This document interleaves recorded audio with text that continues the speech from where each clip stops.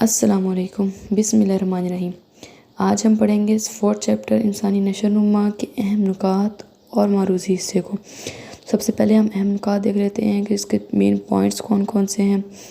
تو نمبر 1 ہے انسانی نشو و نما سے مراد وہ تمام تغیرات اور تبدیلیاں ہیں جو کسی فرد میں زندگی کے آغاز سے لے کر انجام تک رونما ہوتی ہیں، یعنی انسانی نشو و نما کی ڈیفینیشن ہو گئی ہے۔ نمبر 2 ہے کہ بچے کی نشو و نما میں کون سے عوامل اثر انداز ہوتے ہیں۔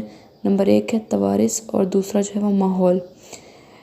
تیسرا آ جاتا ہے پوائنٹ ماہرین نفسیات نے بچے کی نشو و نما اور بالغی کے 3 توارثی اصول وضع کیے ہیں۔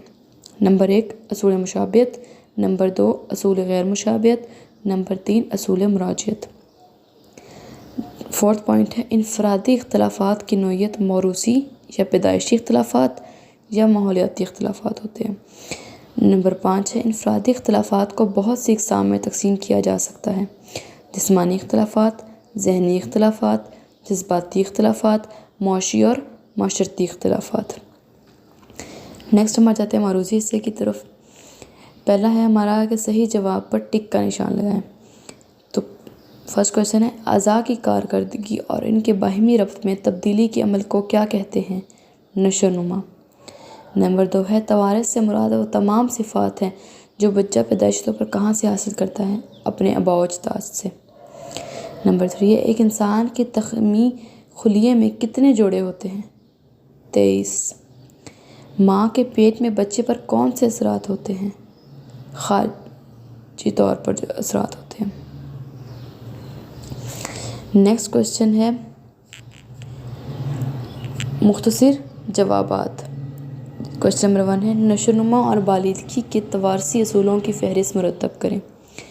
نمبر 2 بچوں میں کس قسم کے انفرادی اختلافات پائے جاتے ہیں؟ نام لکھیں۔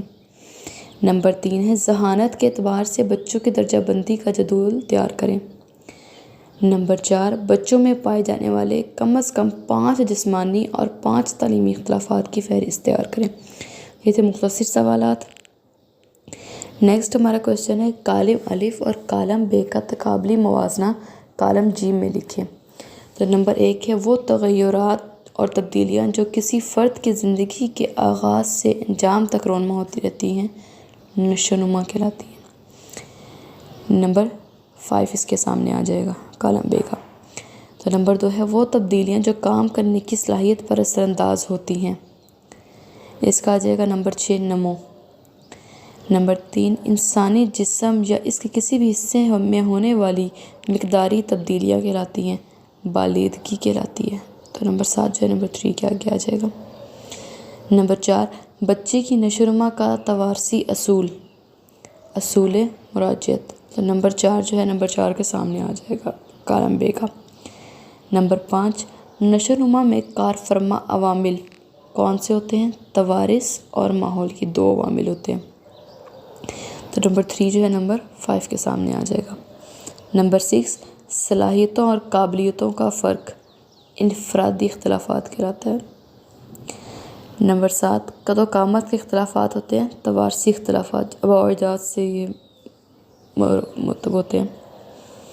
نیکسٹ کویشچن ہے جملوں کو مناسب ترین الفاظ سے مکمل کریں۔ نمبر 1 جسم میں مقدار اضافے کو ڈیش کہتے ہیں، بالغی کہتے ہیں۔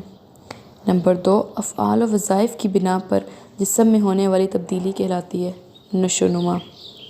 نمبر 3 لڑکے اور لڑکیوں میں نشو و نما کی رفتار ڈیش ہوتی ہے، مختلف ہوتی ہے۔ نشو و نما ایک ڈیش عمل ہے، مسلسل عمل ہے۔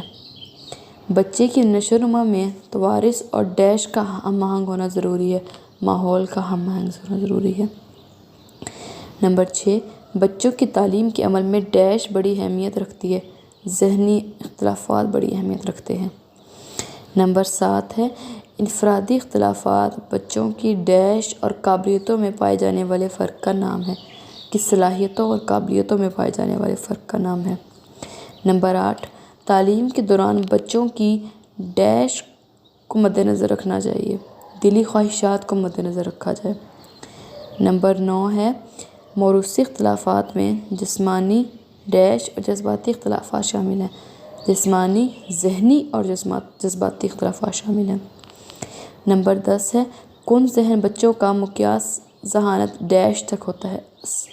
80 سے 89 تک ہوتا ہے، 80 سے 82 تک ہوتا ہے۔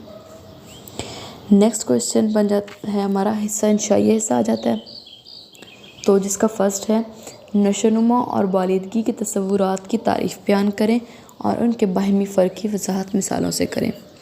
نمبر 6 ہے نشوونما کے اہم اصول بیان کریں، نیز واضح کریں کہ ایک معلم کے لیے ان اصولوں کا جاننا کیوں ضروری ہے۔